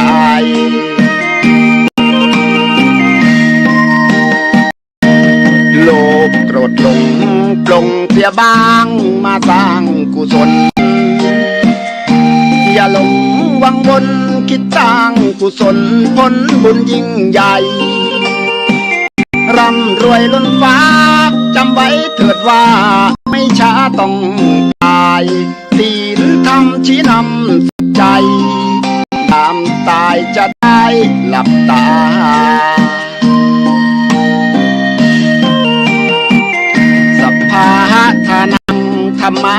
ทานังชินาติได้ฟังเพลงนี้เชิญเถิดน้องพี่อย่าได้รอช้า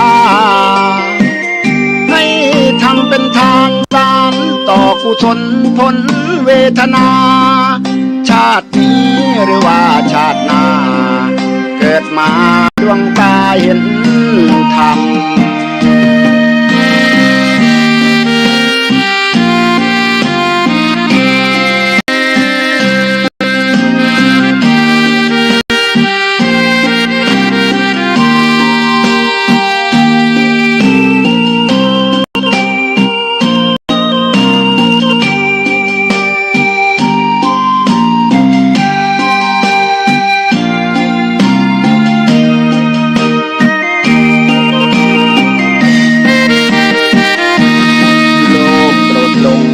ลงเสียบ้างมาสร้างกุศล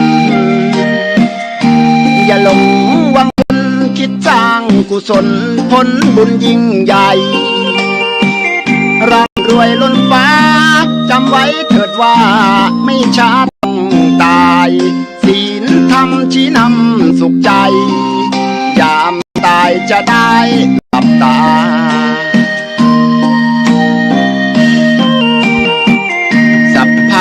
ทานังธรรมะทานังชินาติได้ฟังเพลงนี้เชิญเถิดน้องพี่อย่าได้รอช้า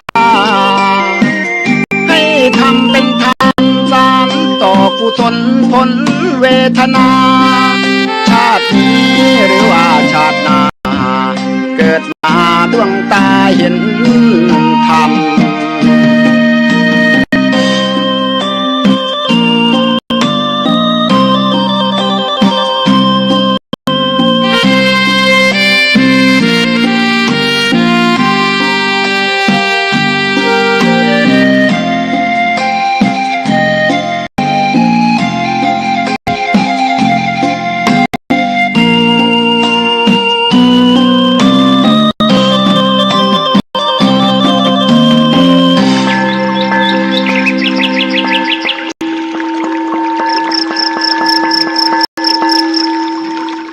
ก็กลับมา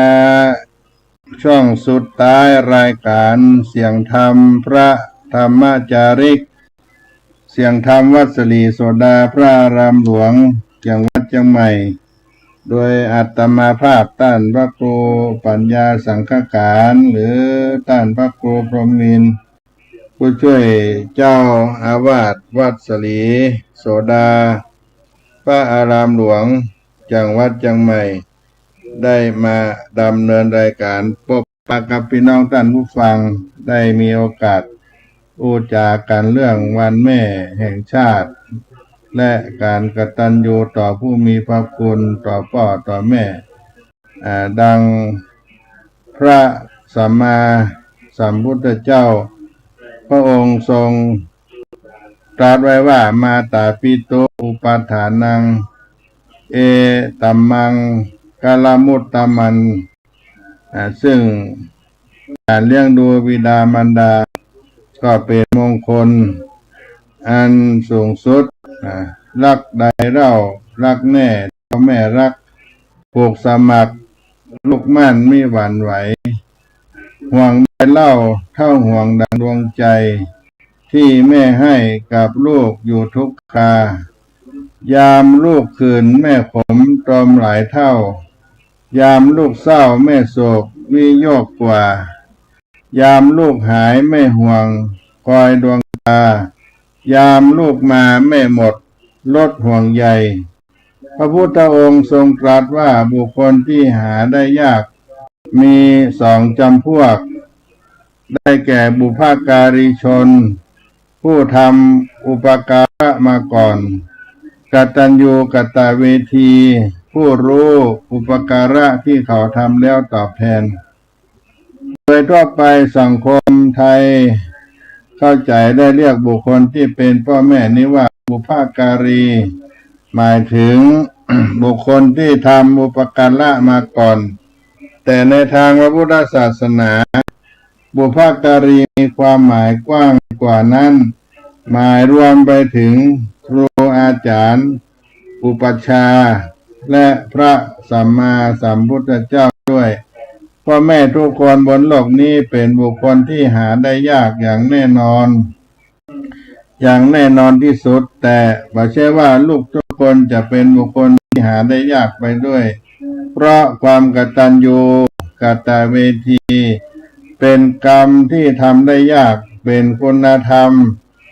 เฉพาะตัวของคนดีเท่านั้นมักจะปรากฏข่าวทางหนังสือพิมพ์ข่าวทางเน็ตทางออนไลน์ต่างๆบ่อยครั้งว่าพ่อแม่ถูกทอดทิ้งลูกไม่ยอมเลี้ยงดูเรียกว่าลูกอกตัญญูหรือลูกเนรคุณยิ่งไปกว่านั้นบางครั้งจะหันข่าวลูกติดยาบ้าประสาทหลอนฆ่าพ่อแม่ตัวเองอันนี้ยิ่งหนักกว่าเป็นลูกทรพีในทางพระพุทธศาสนาถือว่าเป็นการกระทำกรรมหนักที่สุดหรือครุกรรมมีชื่อเรียกเฉพาะว่าอนันตริยกรรมคนที่ฆ่าพ่อแม่ตัวเองนั่นบาปนักตายไปต้องไปชดใช้กรรมในอบายภูมิตกนรกสถานเดียวจัดว่าเป็นอุปฆาตกรรมหรือกรรมตัดรอนในฝ่ายอกุศลอย่างหนึ่งทำให้บ่สามารถขึ้นสวรรค์ได้เป็นนรกขุมสุดท้ายลึกชั้นสุดที่8คืออเวจีมหานรกจะได้รับความทุกขเวทนาเกิดขึ้นกับตัวเอง อย่างแน่นอนและก็จะได้รับทุกขเวทนาอย่างแสนสาหัสยาวนานชั่วกับชั่วการสามารถจะบรรลุมรรคผลนิพพานใดๆตลอดเลยชีวิตในชาตินี้ทั้งชีวิตที่มีอยู่เพราะฉะนั้นในการเลี้ยงดูตอบแทนคุณท่านของเราท่านทั้งหลายภูมิใจว่าท่านเป็นบุคคลที่หาได้ยากตามคำสอนของพระสัมมาสัมพุทธเจ้า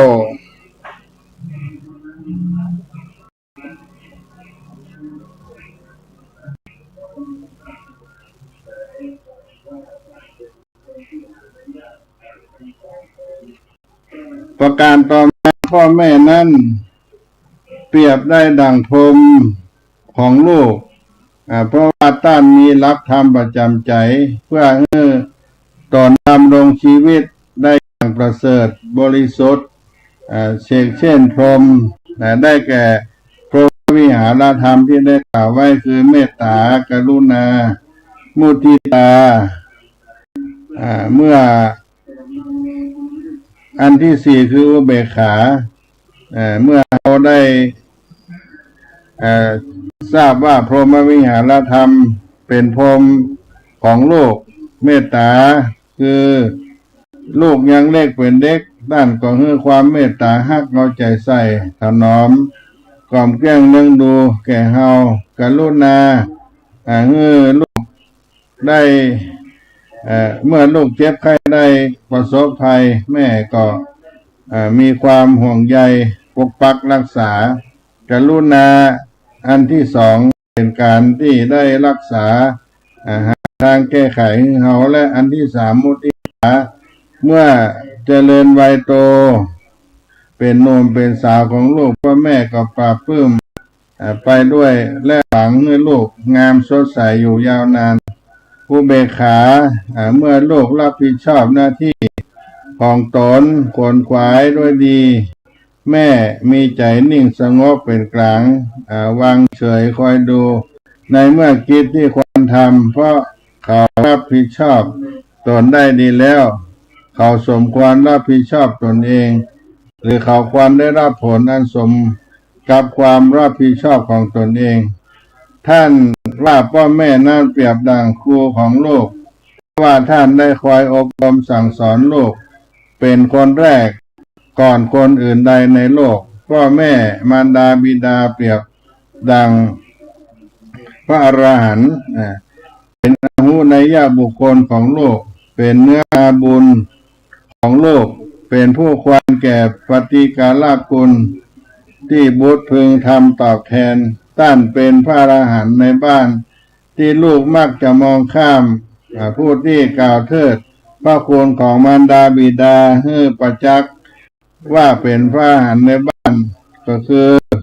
สมเด็จพระพุทธจารย์โตพรหมรังสีสมเด็จพระพุทธจารย์โตพระมรังสีวัดระฆังกุสิตารามเมื่อคราวที่ท่านได้อาราธนาเพื่อแสดงธรรมที่พระที่นั่งอมรินทร์วินิจฉัยในพระบรมมหาราชวังต่อหน้าพระพักตร์พระบาทสมเด็จพระจอมเกล้าเจ้าอยู่หัวในรัชกาลที่ 4บรรดาเหล่าขุนนางข้าราชบริพารท่านได้เทศว่าพระอรหันต์คือผู้ประเสริฐคนเราทั้งหลายพยายามค้นหาพระผู้ประเสริฐเพียงหวังคิดยืดท่านเกาะผ้าเหลืองเกาะหลังท่านเพื่อให้ท่านพาไปสู่ความสุขแม้ว่าท่านจะอยู่ไกลสุดขอบฟ้าคนเราก็ยังคงดันด้นดิ้นรนไปหาเพื่อหวังยึดเหนี่ยวบูชาแต่พระที่อยู่ภายในใกล้ตัวที่สุดกลับมองข้ามมองมหันต์เหมือนใกล้เรือกินด่างอีกน้ำใจของพ่อแม่ที่ให้ต่อลูกมีแต่ความบริสุทธิ์ไม่คิดหวังสิ่งใดตอบแทนเช่นเดียวกับพระอรหันต์ที่ให้ต่อมนุษย์ที่มีความบริสุทธิ์เช่นเดียวกันพ่อแม่จึงเปรียบเสมือนพระอรหันต์ของลูกเมื่อพระอรหันต์เป็นอาหุไดยบุคคล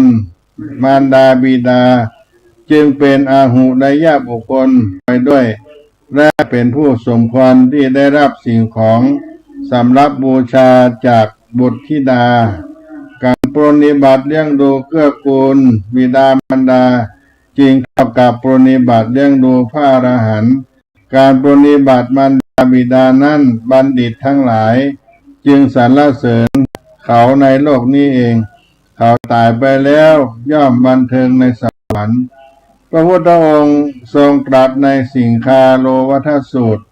ว่าพ่อแม่เปรียบได้ดังทิศเบื้องหน้าหรือที่เรียกว่าปุรัตถิมทิสะคือทิศตะวันออกเพราะมารดาบิดาเป็นผู้นำหน้าออกหน้ารับหน้าเสมือนนาวาที่นำพาชีวิตของบุตรให้มีความเจริญก้าวหน้าเป็นผู้ใกล้ชิดลูกมากที่สุดอีกทั้งมีอิทธิพลต่อการหล่อหลอมนิสัยของลูกให้เป็นพลเมืองที่มีคุณภาพสังคมพระสัมมาสัมพุทธเจ้าทรงกำหนดหน้าที่ของพ่อแม่ที่มีต่อลูกไว้ 1. ห้ามไม่ให้ทำความชั่ว 2. สอนให้ตั้งอยู่ในความดี 3. ให้ศึกษาศิลปวิทยา 4. หาคู่ครองที่สมควรให้ 5. มอบทรัพย์สมบัติในเวลาอันควรในขณะเดียวกันลูกก็มีหน้าที่ตอบแทนพระคุณของท่านเลี้ยงเรามาเราจะเลี้ยงท่านตอบช่วยทำงานของท่านดำรงรักษาชื่อเสียงของวงศ์ตระกูลประพฤติตนให้เป็นผู้ที่สมควรแก่การรับมรดกเมื่อท่านล่วงลับไปแล้วก็ทำบุญอุทิศไปให้ท่านนอกจากนี้อย่างก็ตามที่ทำลงไปแล้วให้แม่มีความสุขและสบายใจก็นับว่าได้ทำดีเป็นการตอบแทนคุณไปในตัวในการตอบแทนคุณท่านแต่อะไรก็ตามที่ลูกทำลงไปแล้วทำให้แม่เสียใจหรือตกใจก็พึงที่ควรละเว้นเสียเวลาที่ลูกทำชั่วหรือทำสิ่งไม่ดีทำให้ผู้อื่นเดือดร้อนและมีผลกระทบไปถึงสังคมลูกรู้ไหมคนถัดไปที่จะถูกสังคมตำหนิหรือประณามต่อจากลูกก็คือพ่อแม่ไม่ใช่คนอื่นที่ไหนคำพูดที่ว่าพ่อแม่ไม่สั่งสอนลูกทั้งหลายหูก่อนว่ามันทำให้พ่อแม่ได้ปวดร้าวจำอกจำใจสักเพียงใดมีคำกล่าวแต่โบราณไว้ว่าความทุกข์ของหญิงแต่งงานนั้นมี3 อย่างทุกข์เพราะบ่มีลูกทุกข์เพราะลูกตายก่อนตนและ ทุกข์เพราะลูกเกิดมาทำแต่ความชั่วโดยเฉพาะประการสุดท้ายนี่ก็ถือว่าเป็นที่สุดแห่งทุกข์ของผู้เป็นแม่เรียกว่าอาวาชาตบุตรเป็นบุตรที่เลวมีคุณธรรมต่ำต่ำกว่าพ่อกว่าแม่เป็นบุตรที่นำความเสื่อมเสียมาสู่ตระกูลต่อวงตระกูลน้อยคนที่เป็นลูกทุกคนก็ต้องทำตัวให้เป็นบุตรที่มีคุณธรรมเสมอพ่อแม่สามารถดำรงวงศักดิ์ตระกูลต่อไปตามคำลองของธรรมหรือที่เรียกว่าอนุชาตบุตรยิ่งถ้าเป็นบุตรที่ดีมีคุณธรรมสูงกว่าบิดามารดาสร้างความเจริญแก่วงตระกูลสังคมยกย่องเป็นอภิชาตบุตรนั้นก็ยิ่งทำให้ต้านภาคภูมิใจเป็นสุดยอดของบุตรที่พ่อแม่ทุกคนคาดหวังเพราะฉะนั้นแค่ลูกบ่ทำชั่วก็เท่ากับบ่ได้ทำแม่เป็นทุกข์แล้วส่วนการทำความดีก็เป็นการเสริมช่วยเสริมเพิ่มเติมให้แม่ได้จิตอกจิตใจได้สุขใจภูมิใจในตัวของลูกส่วนใหญ่แล้วเท่าที่พบเห็นในสังคมทุกวันนี้ลูกก็มักจะแสดงความกตัญญูกตเวทีตอบแทนตอนที่ท่านหมดลมหายใจไปอันที่จริงแล้วก็บ่ใช่ว่าบ่ดีเพราะว่าได้เขียนประวัติสรรเสริญคุณแม่คุณพ่อไว้ในหนังสือในการศพเป็นการประกาศคุณเป็นสิ่งที่ลูกพึงกระทำตามกำลังทุนรอฐานานุรูปแห่งตนแต่รู้หรือไม่ว่านั่นคือความผิดพลาดที่น่าเสียใจที่สุดในชีวิตของลูกเพราะไปทำเอาในวาระสุดท้ายที่พ่อแม่มีโอกาสได้รับรู้อะไรแล้วคงสายเกินไปที่จะให้ต้านจิตใจความประพฤติและการปฏิบัติของตัวเราในระหว่างที่ต้านยังมีชีวิตอยู่นี่ดีมากจะเป็นเครื่องประกาศคุณแม่คุณพ่ออย่างชัดเจนที่สุดปัจจัยอยู่ในหนังสือแจกในงานศพปัจจัยหีบศพบนเชิงตะกอนแต่อยู่ที่ตัวเรานี่เองเมื่อรักต้านรักแม่รักพ่อก็ประกาศคุณงามความดีต้านโดยความดีของเราตั้งแต่เดือนนี้ที่ต้านยังมีลมหายใจอยู่ก็ให้การประกาศคุณพ่อแม่ที่มีชีวิตอยู่ยังบ่ได้เลี้ยงดูเมื่อพ่อแม่มีชีวิตอยู่ยังบ่ได้เลี้ยงดูต้านตายไปแล้วทำการเส้นไหว้ต้านจะได้รับประโยชน์อันใดการบำรุงดูมีสองอย่างเลี้ยงดูร่างกายเลี้ยงดูจิตใจอันนี้ก็เป็นสิ่งสำคัญที่เราควรมองข้ามโดยเฉพาะการเลี้ยงดูใจก็คือถนอมน้ำใจรักษาน้ำใจเพื่อทำให้ต้านว่าทำให้ต้านเสียใจเพราะคนแก่ที่มีจิตใจอ่อนบางเพราะฉะนั้นเมื่อต้านยังมีชีวิตอยู่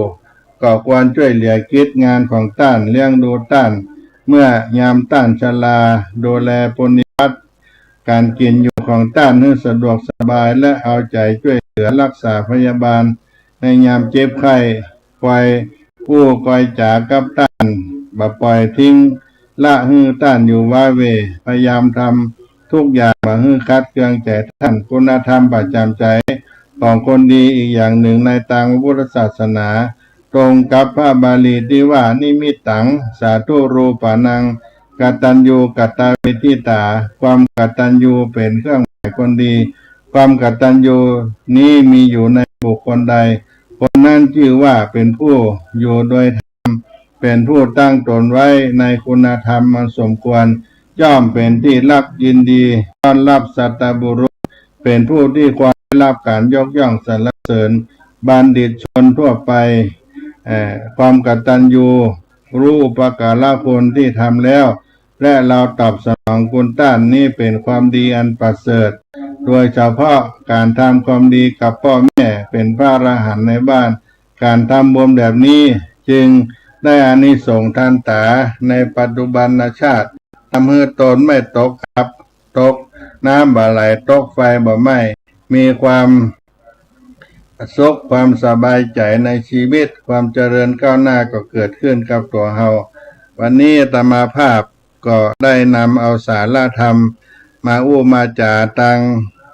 อากาศตังสถานีวิทยุคลื่น FM 104.50 เมกะเฮิรตซ์ได้มามาจากับพ่อแม่ศรัทธาท่านสาธุชนทั้งหลายก็ใช้เวลามา2 ชั่วโมงได้ออกอากาศวันนี้ก็จะล่ำลารายการครับท่านผู้ฟังท่านทั้งหลายเพื่อจะได้ไปทำกิจวัตรทำวัดสวดมนต์ถวายพระราชกุศลในสมเด็จพระนางเจ้าสิริกิติ์พระบรมราชินีนาถพระบรมราชชนนีพันปีหลวงกับคณะสงฆ์วัดศรีโสดาต่อไปก็ขอล่ำลาไว้เพียงเท่านี้ขอให้ทุกท่าน